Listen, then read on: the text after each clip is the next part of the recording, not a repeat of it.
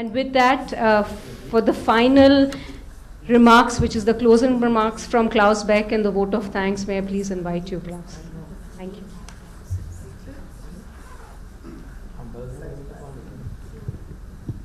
So I think I have a bit of a difficult job because a lot has been said since I first spoke. And in fact, I have a closing remarks that has a lot of points to be covered, and I'm not going to use it, if you are okay with that. I'm just going to say a few words instead. Of course, I want to really thank Dr. Vinod Paul for coming here and spending the time with us this afternoon and sharing your thoughts on adolescents and young people, which was very pertinent coming after a great session and engaging with young people on different topics. And in fact, the point about looking at young people as not as only in sexual and reproductive health, but as a broader agenda also related to education, employment, and other things was brought up in that discussion. So in a way, you made the same point, although from a very focused health perspective as well. So I really appreciated that.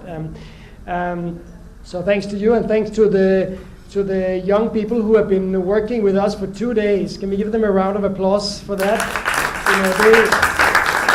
They have not only been here this afternoon, which has been long enough maybe as it is, but they were also here already yesterday starting to prepare for this and thinking about this. So as the rest of us were enjoying other things yesterday, they were working hard to prepare for this discussion. So I think I really appreciate that, and it showed in the way you went about your facilitation of your session. A lot of thought went into that.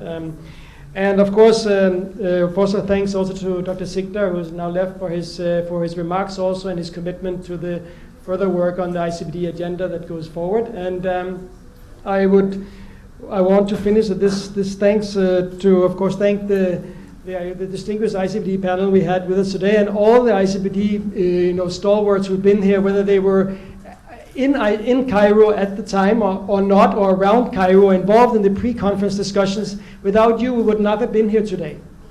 So let's give you a round of applause as well. And now I had some remarks prepared that was meant to kind of summarize and kind of bring everything together, and that's of course an impossible job after hearing all this input that came today. I think what strikes me in particular, also being slightly new to India, is exactly the data that was shown also showed that a lot of progress has been made in India. I mean, if you look at the progress, and many indicators have really progressed a lot. But if you take away 1994 and just look at the current numbers, you will still find that there's still quite a lot of stuff to be done. So you could actually find indicators there that you would find really needs to change. And that's the road that we've traveled to Cairo, since Cairo, and now going forward from here is still a long road. Going to Cairo and since Cairo is not a sprint, it's not a medium distance run, it's a marathon run. You need to have a lot of stamina and commitment and dedication to get to the finish line. And although we have not yet reached the finish line, we hope it's not 25 years from now, but somewhere closer. And I just want to say that this is the first kickoff discussion for a round of ICPD reflections that we will be having, leading into the high-level summit in Nairobi in November, where the global community, including India, will take stock of where we are, how far we've come, and what still needs to be changed. As we move forward on that road towards Nairobi and beyond, I think we will commit ourselves to making sure that we have broad discussions with all stakeholders here. This was one of the takeaways from the ICPD preparatory work, that it brought together many stakeholders.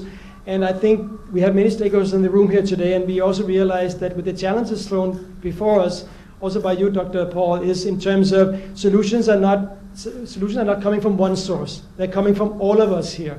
So all of us need to be engaged in finding the right solutions to the challenges that we're seeing. And we're going to commit ourselves to be part of that, to help facilitate that, together with our brother and sister agencies in the UN, of course, under the bigger leadership of government overall, in the national government and the state government. And so with that, I want to round off and just say a small vote of thanks also to the UNFPA staff, who has been working very hard to make this a reality. I don't want to single out anybody in particular, because it's really been a team effort, as it is every year, although I wasn't here last year. But I know from putting this together, it takes a village to put together a swap launch.